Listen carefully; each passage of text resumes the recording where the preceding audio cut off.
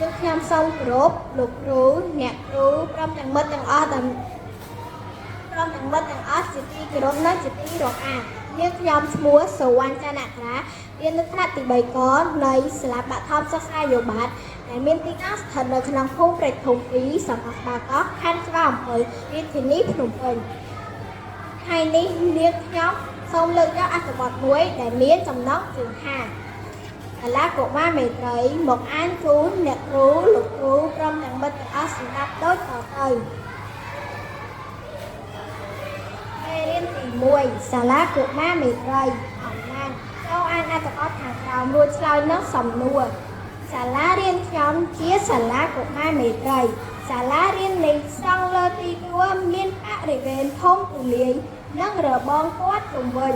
ក្នុងបរិវេណសាលារៀនមានអគារ3ខ្នង18បន្ទប់នៅក្នុងទីធ្លាមានរោងទងជាតិសួនច្បារសួនកុមារទីលានកីឡានិងដើមឈើធំនៅខាងក្រោយអគារមានសួនជីវៈចម្រុះសួនបន្លែនិងបង្គន់អនាម័យសម្រាប់សិស្សប្រុសស្រីផ្សេងពីគ្នាក្នុងបន្ទប់នីមួយមានតុកៅអីដាភៀនតាមជញ្ជាំងមានរូបភាពពាក្យស្លោកនិងមានស្នាដៃសិស្សឡាសាលារៀនខ្ញុំស្អាតមានសម្រាមនិងមានពណ៌បៃតងស្រស់បំរុងជានិច្ចសិស្សទាំងអស់ពេញចិត្តនឹងការសិក្សានៅក្នុងសាលារៀននេះណាស់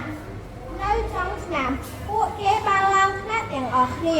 ហើយគ្មានសិស្សបោះបង់ចោលការសិក្សាឡើយ